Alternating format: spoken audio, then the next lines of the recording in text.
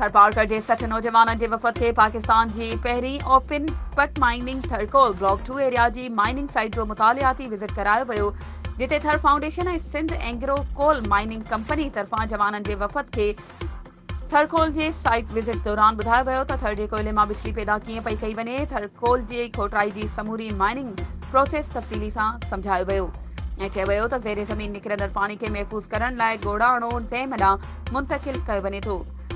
Thar coal area में माहौलियाती तहफ़ुज़ खे नज़र में रखंदे गदलाण खां बचण लाइ इन इलाइक़े में थर मिलियन ट्री प्रोजेक्ट जे तहत लॻायल 10 लख वण पिणु ॾेखारिया विया। इन खां सवाइ थरकोल ब्लॉक 2 मां ठहंदड़ बिजली जे पावर प्लांट जो पिणु तफ़सीली विज़िट करायो वियो ऐं 3D मॉडल ते बिजली ठहण जे तरीक़ेकार निज़ाम खे तफ़सीली तौरु समुझायो वियो, जॾहिं त CSR जो कमु कंदड़ थर फाउंडेशन ज़रिए इलाइक़े जी भलाई लाइ खयल क़दमनि ते पिणु तफ़सीली ब्रीफिंग ॾिनी वई। मुतालियाती दौरे दौरान नौजवाननि खे मारवी जे खूह भालवा जो विज़िट करायो वियो, जिते लोक दास्तान मारी मुतालिक़ मालूमाती लेक्चर पिणु करायो वियो। मुतालियाती दौरे दौरान नौजवाननि खे कारूंजर भोडेसर मस्जिद, जैन मंदिर, कासबू, रूपलो कोली होटल ऐं ॿियनि जायुनि जो सैर करायो वियो। रूपलो कोली होटल ते नौजवाननि जी बहितर मुस्तक़बिल जे लाइ कैरियर काउंसलिंग ऐं थरपारकर में सयाहत खे प्रोमोट करण जा सेशन पिणु कया विया, जिते STDC सकाफ़त खाते थरपारकर जे कोआर्डिनेटर दिलीप कुमार नौजवाननि सां रूपलो कोली जी कुर्बानीनि ऐं नंगर पारकर जी तारीख़ मुतालिक़ ॿुधायो।